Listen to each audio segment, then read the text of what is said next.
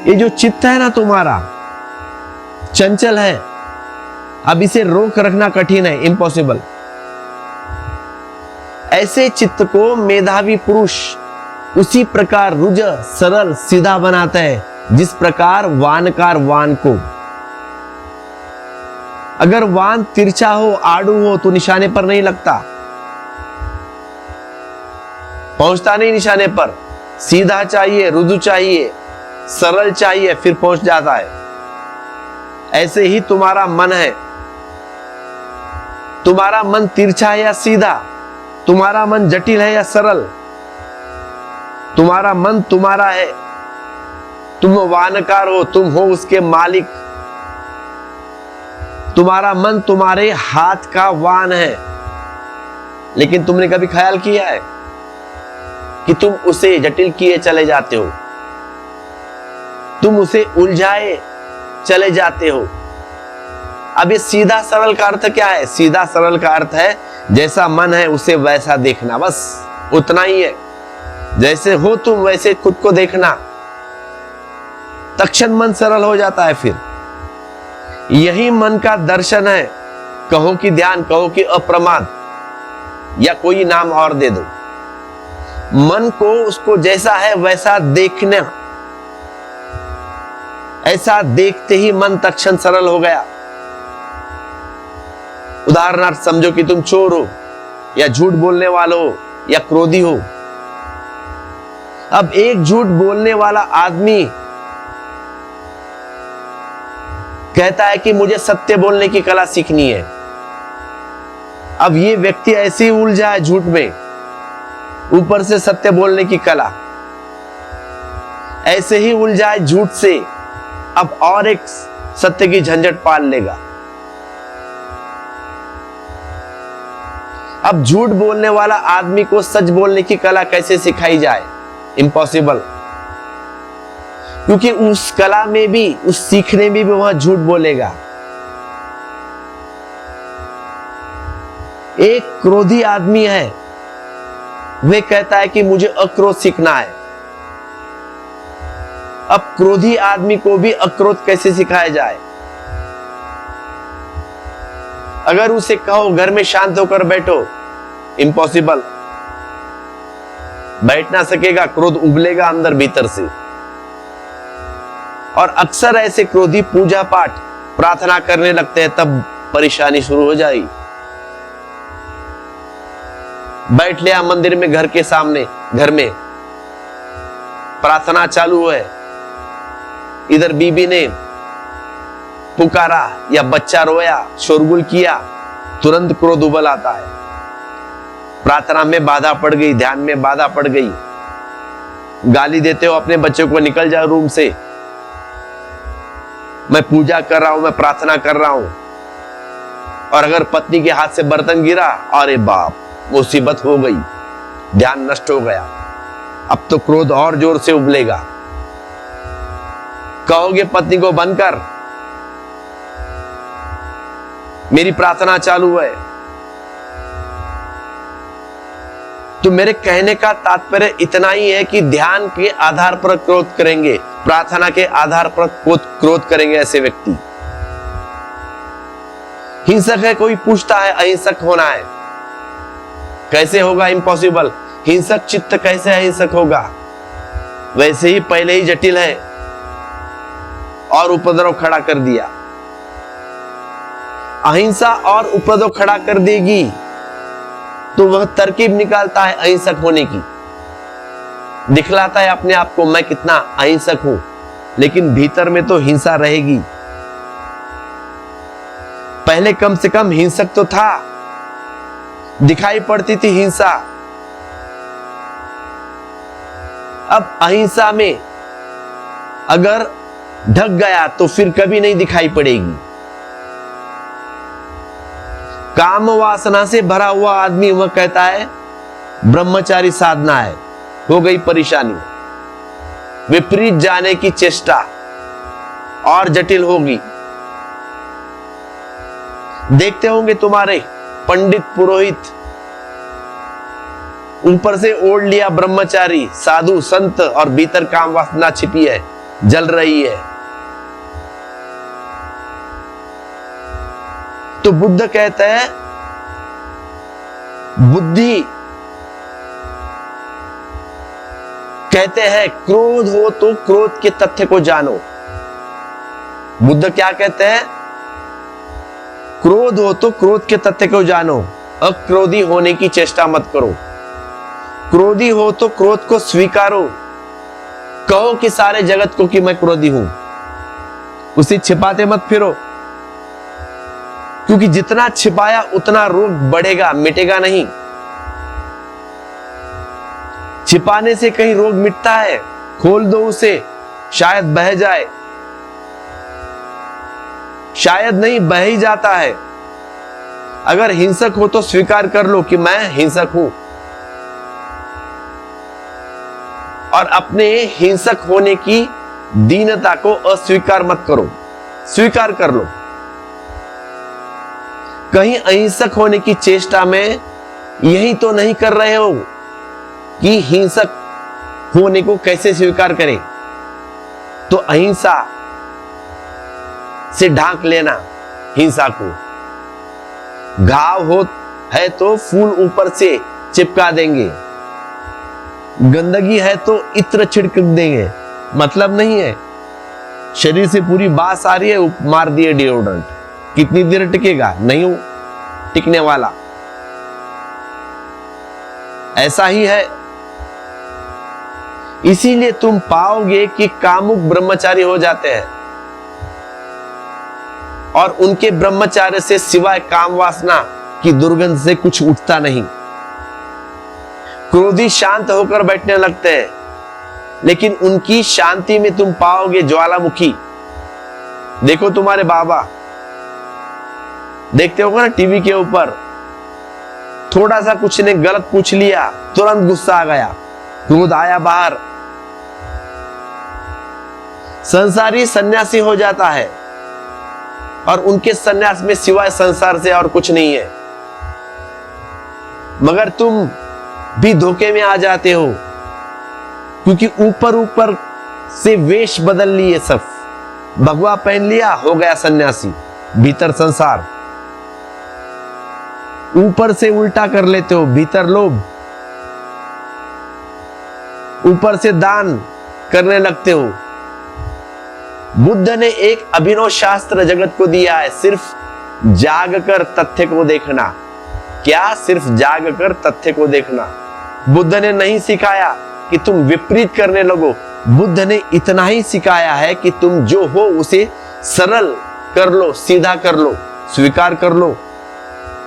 उसके सीधे होने में ही हल है।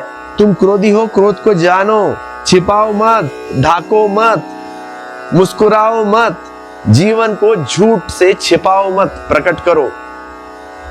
और तुम चकित हो जाओगे, अगर तुम अपने क्रोध को स्वीकार कर लो, अपनी घृणा को, ईर्ष्या को, द्वेष को, जलन को स्वीकार कर लो, तो तुम सरल होने लगते हो। तुम पाओगे एक साधुता उतरने लगी, अहंकार अपने आप गिरने लगा, क्योंकि अहंकार तभी तक रहता है, अहंकार तभी तक रह सकता है जब तक तुम धोखा दो, अपने आप को धोखा दोगे तब तक। अहंकार धोखा का सार है, अहंकार धोखे का सार है, या सब धोखे का निचोड़ है। जितने तुम धोखे दिए उतने ही बड़े अहंकारी हो जाते हो। जितना तुमने धोखा दिया उतना बड़ा अहंकार, क्योंकि तुमने बड़ी चालबाजी की और तुमने दुनिया को धोखे में डाल दिया। तुम बड़े अकड़े हुए हो, लेकिन तुम उगाड़ दो सब, छिपाओ मत, उगाड़ दो। जीसस ने कन्फेशन में कहा है, स्वीकार कर लो। और जीसस ने जिसको कहा है कि जिसने स्वीकार कर लिया वह मुका हो गया, उसको ही बुद्ध ने कहा है। बुद्ध कन्फेशन शब्द का उपयोग नहीं करते।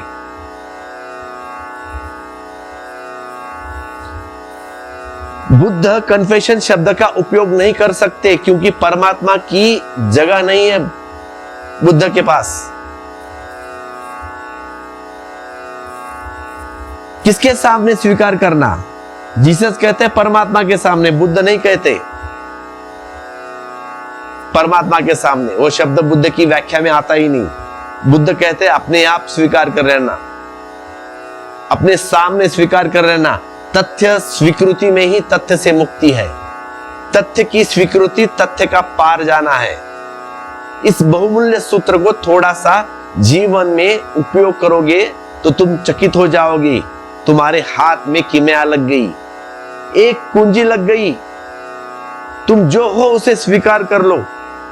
चोर हो तो चोर, झूठे हो तो झूठो, काम वासना से भरे हो तो ठीक चलेगा, बेईमान हो तो बेईमान, ठीक, कोई इशू नहीं, लेकिन छिपाओ मत। स्वीकृति कर लो, स्वीकार। अब जब स्वीकृति हो जाती है तुम पाओगे अचानक तुम जो थे वह बदलने लग गए। वह नहीं बदलता था क्योंकि तुम उसे छिपाते थे। जैसे ही घाव को खोल दिया, रोशनी में सूरज की किरणें पड़ी, ताजी हवाएं छुई, घाव भरने लगा। ऐसे ही भीतर पहले ही बहुत घाव है तो उसे छुपाओ मत, इसे तुम जगत के सामने खोलो, तब ये भरने लगेंगे।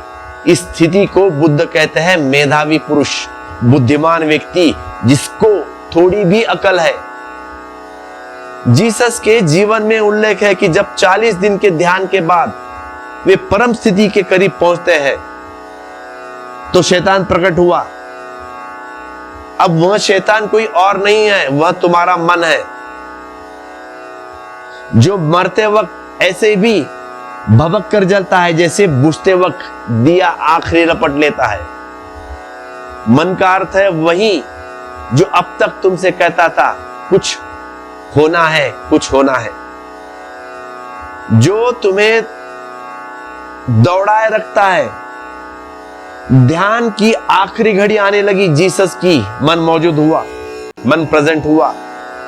जीसस की भाषा में शैतान, बुद्ध की भाषा में मार। मन ने कहा तुम्हें जो बनना है मैं बना दूं। जीसस ने कहा तुम्हें जो बनना हो मैं बना दूं। जीसस से कहा, मन ने कहा कि तुम्हें जो बनना है बना दूं, सारे संसार का सम्राट बना दूं, तीनों लोगों का सम्राट बना दूं। तुम बोलो सिर्फ तुम्हें जो बनना है मैं बना दूं। तो जीसस मुस्कुराए और उन्होंने कहा तू पीछे हट, शैतान तू पीछे हट। क्या मतलब है जीसस का? जीसस यह कह रहे कि अब तू और मुझे चक्कर में मत डाल, अब तू और चकमे में मुझे मत डाल। अब मैं तेरे हाथ में नहीं आने वाला, अब तो मैं जो हूं पर्याप्त हूं। तू पीछे हट, तू चला जा, मुझे कुछ नहीं चाहिए। और जब बुद्ध की परम घड़ी आती है तब भी ऐसी घटना घटी, मार मौजूद हुआ। मार यानी मन। मन ने कहा है अभी मत छोड़ आशा, क्योंकि उस सांझ बुद्ध संसार से तो 6 साल पहले ही मुक्त हो गए थे। 6 साल से वह मोक्ष तलाश में लगे थे बुद्ध। 6 साल थक गए, पूरे सारे गुरु के पास गए, कुछ हुआ नहीं। आखिर में थक के एक वृक्ष के नीचे बैठे हैं। तलाश खत्म हो गई, अब कुछ पाना नहीं है, कुछ करना नहीं है, क्योंकि तलाश से कुछ मिला नहीं है। 6 साल से बुद्ध को नहीं मिला तो तुमको क्या मिलेगा? तलाश तो भटकने का उपाय है, पहुंचने का नहीं। उस दिन थक हार कर बुद्ध बैठे हैं वृक्ष के नीचे कि मोक्ष भी व्यर्थ है। मोक्ष भी व्यर्थ मालूम पड़ा, व्यर्थ हो गया। उन्होंने सांझ जिस वृक्ष के नीचे थोड़ी देर बाद वह बुद्ध को उपलब्ध हुए, अपना सिर टेक दिया और उन्होंने कहा अब कुछ पाना नहीं है। उसी क्षण मार उपस्थित हुआ। उसने कहा इतनी जल्दी आशा छोड़ते हो? अभी बहुत कुछ किया जा सकता है, अभी तुमने सब कर लिया नहीं, अभी बहुत सारा बाकी है, अभी बहुत साधना शेष बाकी है। मैं तुम्हें बता सकता हूं, मैं तुम्हें बताता हूं। लेकिन बुद्ध ने उसकी एक न सुनी। वे लेटे रहे, वे विश्राम में रहे। मार ने उन्हें पुनः पुनः खींचा, लेकिन बुद्ध अड़े रहे। मार ने सब तरह से चेष्टा की कि अभी मोक्ष को पाने का यह उपाय हो सकता है, ये हो सकता है, वो हो सकता है, सत्य पाने का ये उपाय हो सकता है। लालच दिखाई बुद्ध को, लेकिन बुद्ध माने नहीं। जीसस ने तो इतना तो कहा है, शैतान हट पीछे। बुद्ध ने उतना भी नहीं कहा है कि हट पीछे। जीसस थोड़े तो हारे, बुद्ध ने तो कुछ भी नहीं कहा, शब्द भी नहीं निकाला। बुद्ध ने इतना भी नहीं कहा। बौद्ध शास्त्र कहते हैं बुद्ध सुनते रहे उपेक्षा से, इतना भी न रस लिया कि इनकार भी करे, क्योंकि इनकार में भी थोड़ा सा रस होता है। बुद्ध ने उतना भी नहीं किया है। बुद्ध ने जीसस से भी बड़े प्रौढ़ता का प्रदर्शन किया है, उससे भी बड़ा प्रौढ़ता का सबूत। बुद्ध सुनते रहे, मार थोड़ी बहुत देर चेष्टा किया, बड़ा उदास हुआ, ये आदमी कुछ बोलता भी नहीं, इतना भी रस नहीं लेता। यह आदमी इतना भी नहीं कहता कि हट पीछे। यह आदमी इतना भी नहीं कहता कि जा भाई अब मुझे डुबाने की कोशिश मत कर,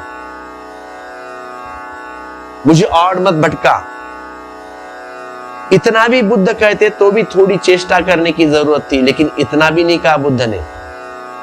कहते हैं मार उस रात विदा हो गया, इस आदमी से संबंध छूट गया। यह घड़ी है समाधि की, जब तुम मन के विपरीत भी नहीं, जब तुम मन से यह भी नहीं कहते तू जा, तुम मन से यह भी नहीं कहते कि अब बंद हो जा, अब विचार न कर, अब मुझे शांत होने दे, इतना भी नहीं कहते, तभी तुम शांत हो जाते हो, क्योंकि मन फिर तुम्हारे ऊपर कोई कब्जा नहीं रखता। इतना भी बल मन का न रहा कि तुम्हें अशांत कर सके, इतना भी बल मन का न रहा कि वह तुम्हें ध्यान में बाधा डाल सके। तुम मन के पार हो गए। उसी रात सुबह भोर के तारे के साथ आखिरी तारा डूबा था और बुद्ध परम प्रज्ञा को उपलब्ध हुए।